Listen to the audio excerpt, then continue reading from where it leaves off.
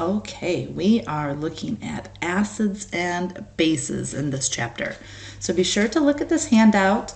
This whole front page is all information that's going to be helpful for you, giving you lots of examples, looking at strong acids and strong bases, and finding the pH of aqueous salt solutions, looking at examples of cations of weak bases, how they are acidic and they donate H+.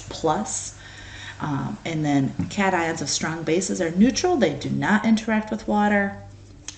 Looking at anions of weak bases, or anions of weak acids, how they're basic.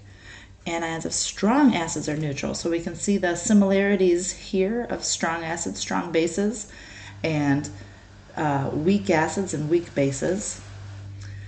Here's a summary of the pH of aqueous salt solutions, and then I'm going to flip it over.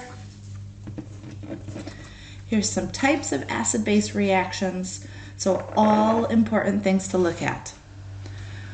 Now, moving on to working through some of these example problems. Number 1, it says write the formula and give the name of the conjugate base of each of the following acids. So we've got HCN, which is cyanic acid, and so the conjugate base would be Cn-, which is cyanide ion. HSO4- is hydrogen sulfate, and the conjugate base is SO4-2, which is a sulfate ion. This is hydrofluoric acid, so the conjugate base is F-, which is a fluoride ion. Number 2 asks us, it says in each of the following acid-base reactions, identify the Bronsted acid and base on the left and their conjugate partner on the right. On the right side are the conjugates. So I can say, oh, well then that's the conjugate acid. So on the left, the conjugate, or the base that goes with it, is the partner that has one less H. So H3O, H2O. This has got to be one less hydrogen.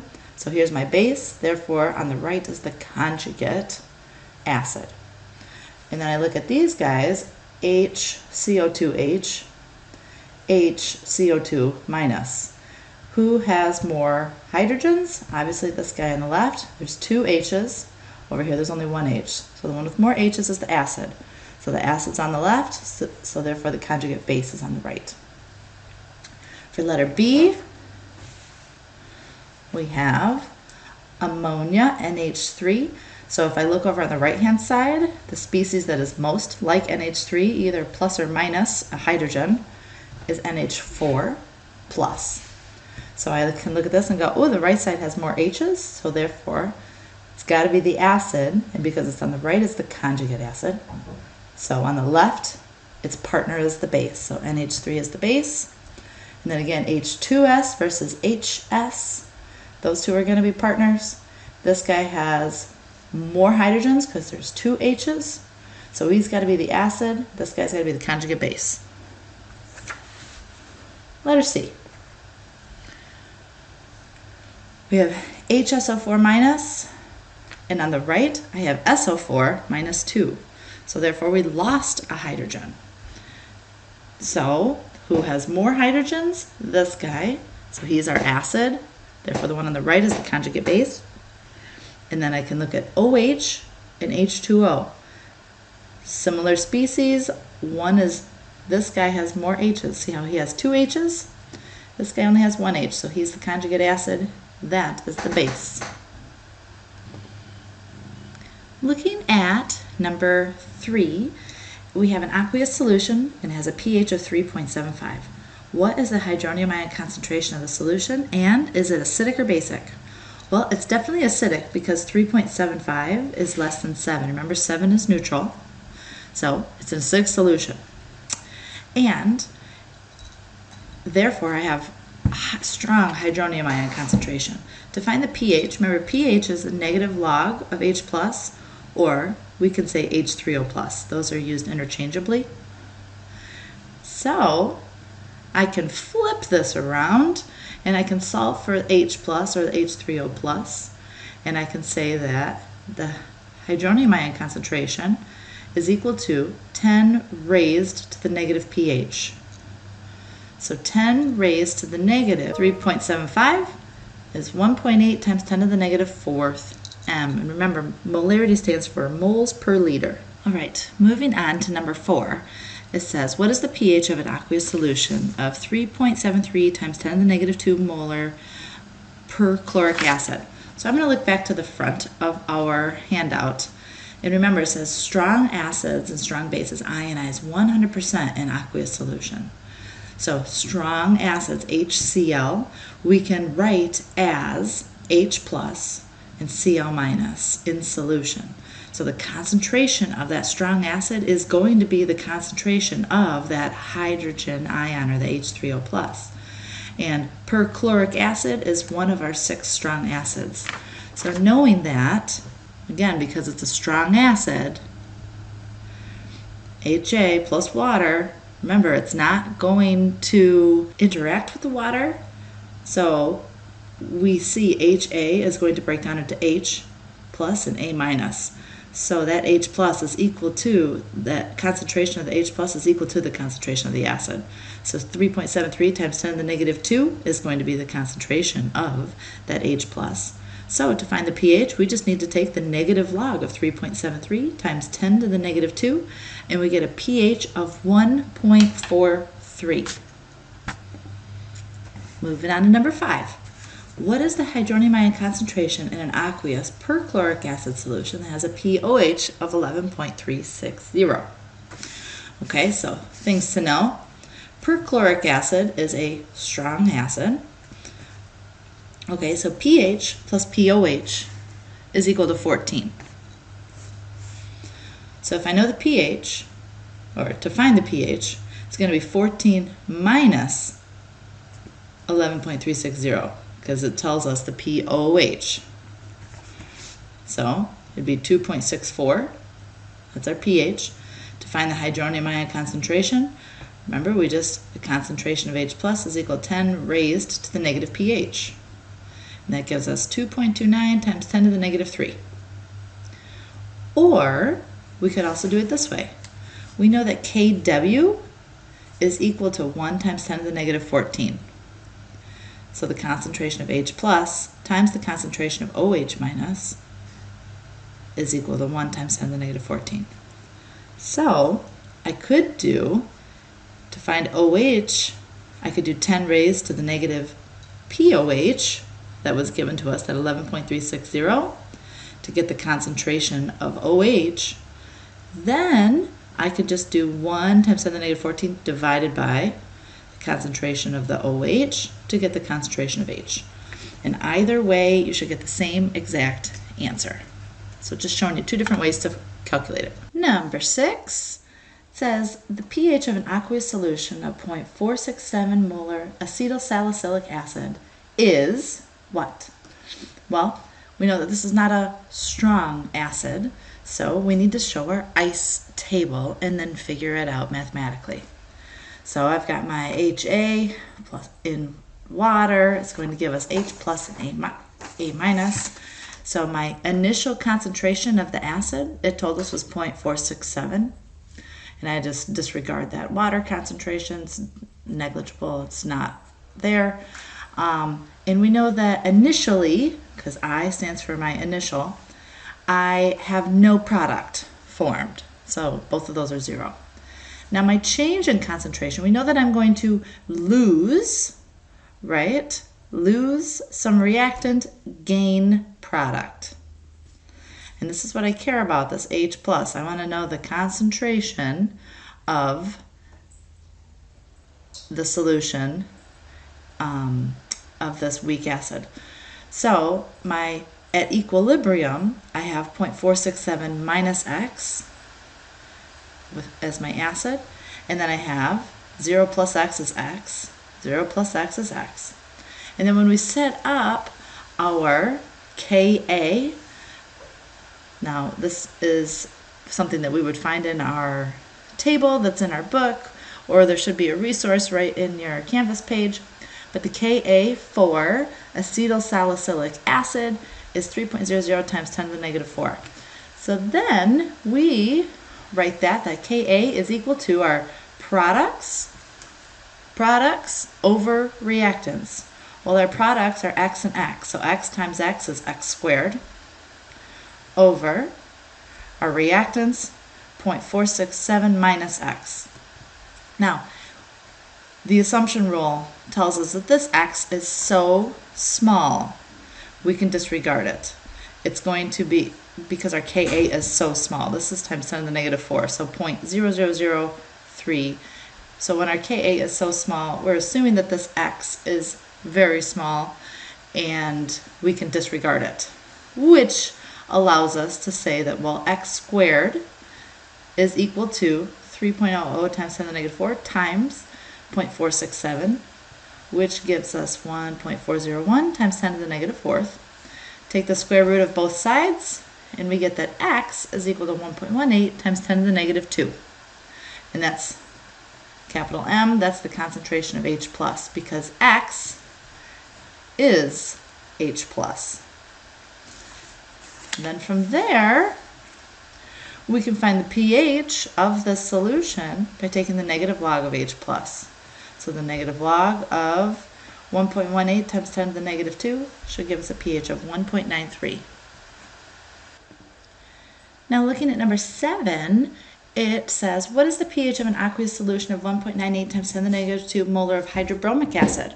Well, remember, hydrobromic acid is a strong acid, so we don't need to do an ice table, right?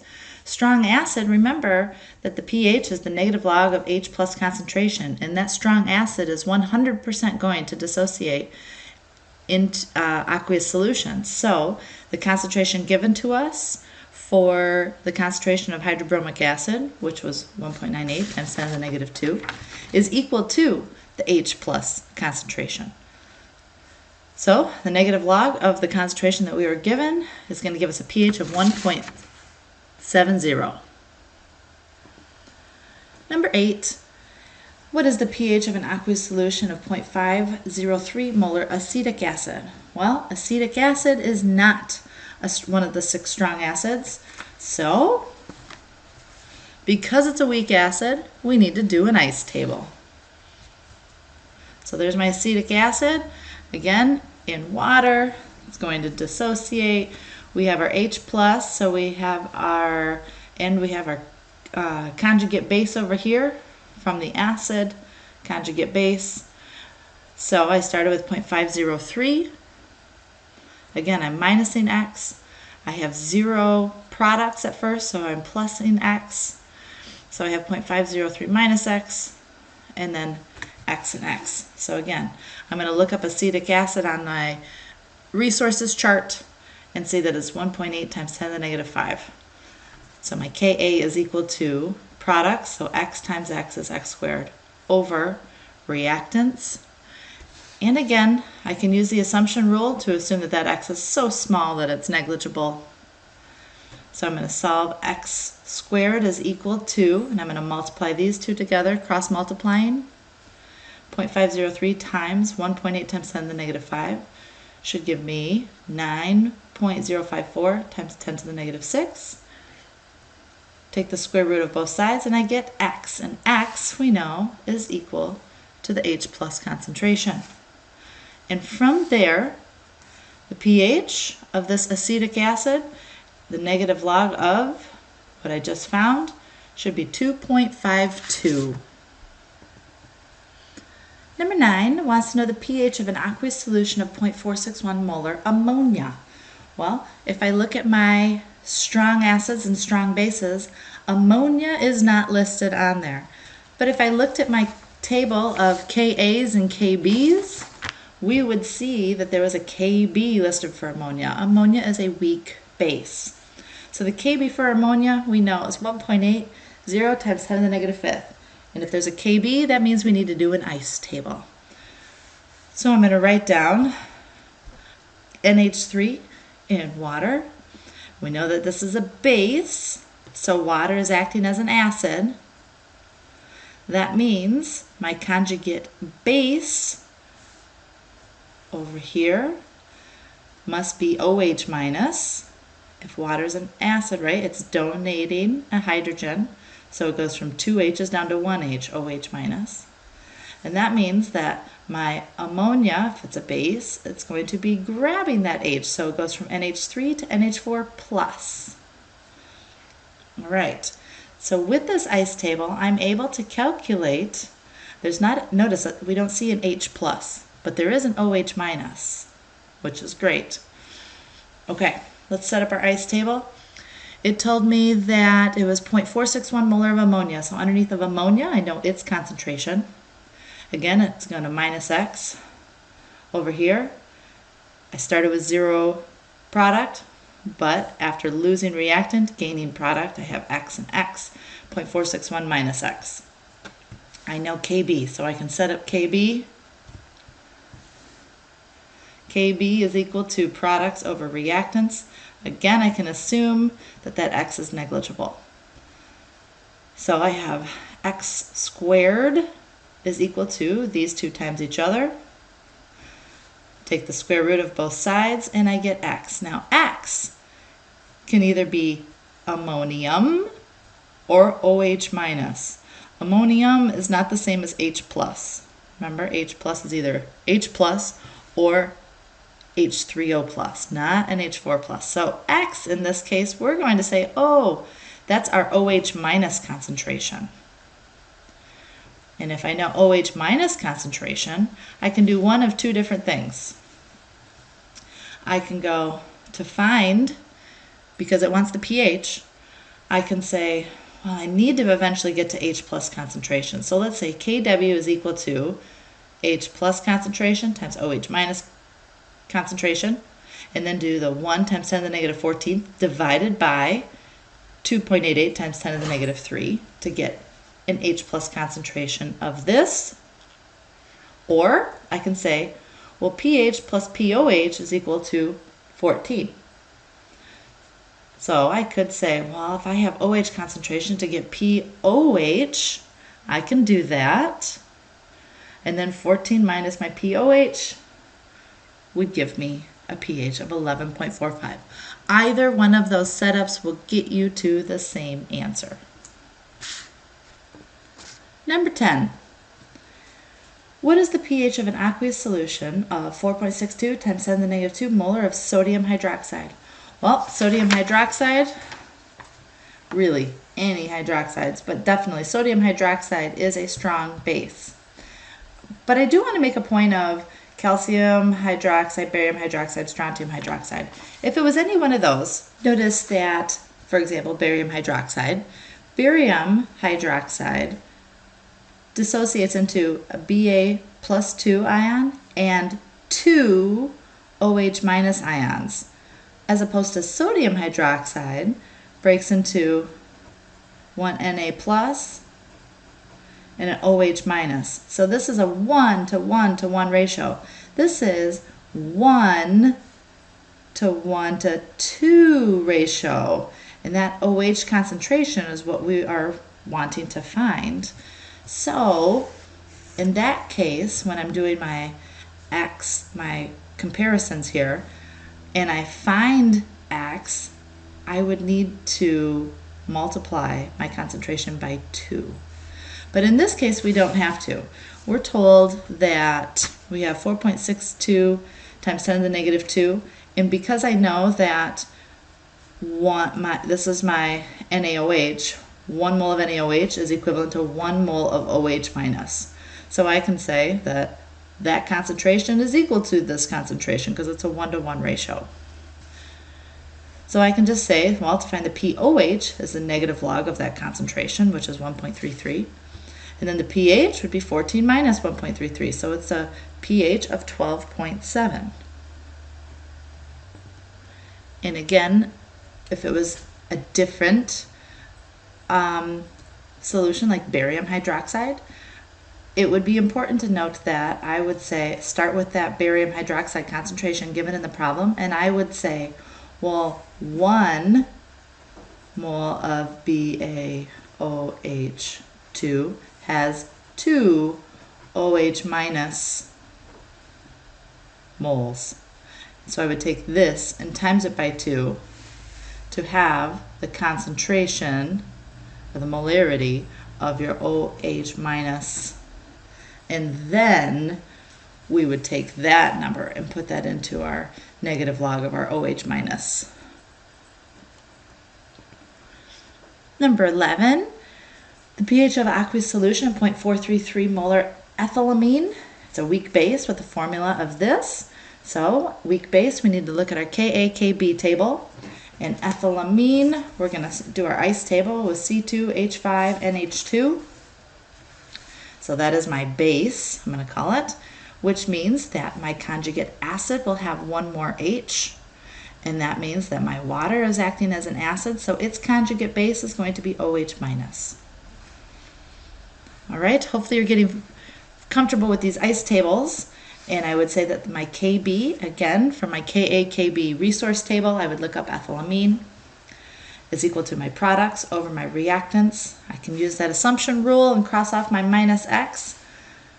X squared is equal to these two times each other diagonally, and then take the square root of both sides. So I would get OH minus, because that's what my X stands for right here, as OH minus. And then the POH is the negative log of my OH minus. And then to find pH, it's 14 minus that. So I should get a pH of 12.13. Number 12 says that we have a weak acid, and it has a Ka of 6.5 times 10 to the negative 5. What is the value of pKa for that acid? Well, pKa is simply equal to the negative log of Ka. So we were given that Ka, so we're just going to take the negative log of 6.5 times 10 to the negative 5, and we get 4.19. For 13, a weak base has a Kb of this. What's the value of Ka for the conjugate acid? Well, remember back to this. Ka times Kb is equal to Kw. So therefore, we can solve for Ka by taking Kw, which is 1 times 10 to the negative 14. That's the K for water, divided by Kb, which we were given. So we can simply find Ka, which would be 6.7 times 10 to the negative 6. Now for number 14, we're given a pKa value of 9.53. What's Ka? Hopefully you're starting to see that, similar to if I have a pH and I want to know the H plus concentration, how to get from one to the other. So for number 14, if I know the pKa to get to the Ka, kind of like if I knew the pH, I would do 10 raised to the negative pH to get the H plus concentration. Well, I just have to do the same idea. 10 raised to the negative pKa will give me Ka. And I got 2.95 times 10 to the negative 10. Now number 15, we are told that a chemical handbook gives the pKa value of 9.8. It wants to know the Kb. So if I know pKa, let's get to Ka. And we can do that just by doing 10 raised to the negative pKa. So that should give me the Ka. And if I know Ka, I can find Kb. Because we know Kw is 1 times 10 to the negative 14, and then I can divide it by Ka. This gives me the Kb.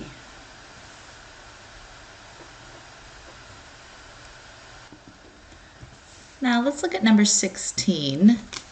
And 16 gives us several acids with their respective equilibrium constants. All right, so we have this first one, the second one, this third one. These are the acids. So if I looked up C6H5OH, that's a phenol. If I looked up the CHO2H, that is formic acid, and HC2O4 minus is hydrogen oxalate ion. Now, you don't need to know those names. We can tell everything we need to know by looking at those Kas. So acid strength is proportional to the magnitude of the Ka. So if the Ka is less than 10 to the negative 3, it's a weak acid. If it's between 1 and 10 to the negative 3, it's a moderate. If the Ka is greater than 1, it's a strong acid. Well, we have these 3 different Kas, and obviously this one that's 10 raised to the negative 10 is the smallest Ka. So this first acid here is the smallest, which means acid number 1 is our weakest acid. And if I looked at my Kas, my largest one is going to be the one that's 10 to the negative 4. So the second acid here is formic acid. So that's going to be my strongest acid. It's definitely not considered strong by any means, but it is the strongest of those 3. Now for letter B, it says, let's see here, which acid has the weakest conjugate base? Well, the strongest acid has the weakest conjugate base. If you didn't know that, now you know. So that would be the formic acid, right? Strongest acid is the weakest base. And same is true, which acid has the strongest conjugate base? So if my strong acid has a weak base, my weakest acid has the strongest base. So that would be the phenol. Number 17. So now we're dealing with buffers. Buffer is composed of formic acid and its conjugate base, the formate, that should be formate ion. The pKa for the formic acid is 3.74. What is the pH of the solution that has the conjugate, that has the acid concentration of 0.05 molar and the conjugate base concentration of 0.035 molar? Well, the equation that we're using for this is that the pH is equal to pKa plus the log of the conjugate base concentration over the acid concentration. Well, it gave us the pKa, so that was 3.74, plus the log of, it gave me that formate concentration, 0.035, and it gave me the formic acid concentration, 0.05. So if I typed into my calculator the log of 0.035 divided by 0.05, I should get 0.15. So 3.74 minus 0.15 will give me a pH of 3.59. Now for part B, it says what must the ratio of acid to conjugate base be? So it just wants this ratio to increase the pH by 0.5 from the value calculated. Well, we calculated the pH was 3.59, so I'm going to add 0.5. So we want the pH to now be moved up to 4.09. So I'm going to set it up like this. 4.09 is equal to the pKa plus the log of my conjugate base over acid. We want this. Okay, so let's work backwards. Let's subtract 3.74 from both sides. That gives me 0.345 is equal to the log of base over acid. We want this fraction here, this ratio. Okay, well, how do I get rid of log? 10 raised to the 3.45 gets rid of log. So 10 raised to the 3.45 would be 2.2 is equal to that ratio. Now that's base over acid. It actually says we want the ratio of acid to base. So in order to flip this fraction around, I need to do, because 2.2 is the same as 2.2 over 1. So to make acid over base, I need to put 1 over 2.2 to have that ratio. That would give me 0.45, which is my acid over base ratio.